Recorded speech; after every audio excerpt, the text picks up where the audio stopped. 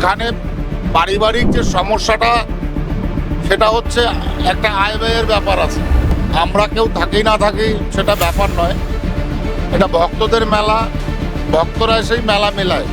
মতুয়ারা তো বিজেপিতেই আছে, যে সিকি পার্সেন্ট এদিক ওদিকে ছিল তারাও এবার চলে আসবে।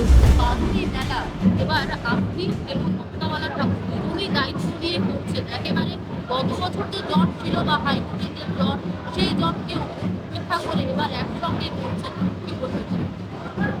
না, মেলা আমরা কেউ থাকি না থাকি সেটা ব্যাপার নয়, এটা ভক্তদের মেলা, ভক্তরা সেই মেলা মেলায়।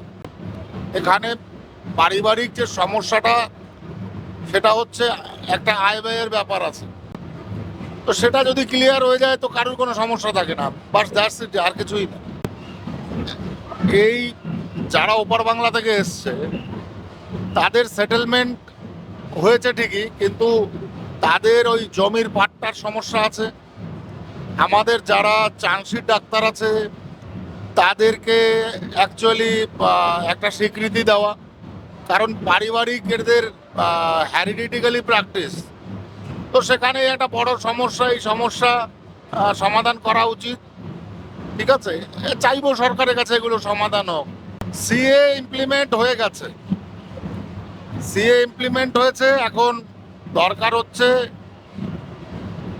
পশ্চিমবঙ্গ সরকারের এটা সমর্থন করা। সেটা না করে বেছে বেছে ভোটারদের এরা তালিকা থেকে নাম বাদ দিচ্ছে, তো এটা একটা আগামী দিনে ডেমোক্রেসির জন্য ভয়াবহ অবস্থা আমি মনে করি।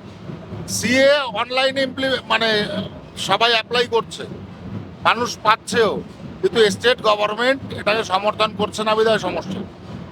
2026 নির্বাচনে মতুয়া সম্প্রদায়ের কোন দিকে যাবে বলে মনে হচ্ছে? মানে এখন তো মতুয়ারা তো বিজেপিতেই আছে, যে সিকি পার্সেন্ট এদিক ওদিকে ছিল তারাও এবার চলে আসবে বিজেপিতে। বাংলাদেশের পরিস্থিতি খুবই খারাপ, ভয়াবহ। সেখানে হিন্দুদের কোনো রকম কোনো ভালো সুবিধা নেই, তারা সমাজে ওপেনলি চলাফেরা করতে পারছে না। বাংলাদেশ গভর্নমেন্ট, হাসিনা সরকার যখন ছিল তখন সেটা অন্যভাবে দেখা হতো, এখন পুরো সম্পূর্ণভাবে ওই দেশের ডেমোক্রেসির তলানিতে পৌঁছেছে। আস্তে আস্তে পরিবর্তন হবে, সেটাই আশা করব। বাংলা হান্টের আরও খবর দেখতে নজর রাখুন। বাংলা খবর মানেই বাংলা হান্ট।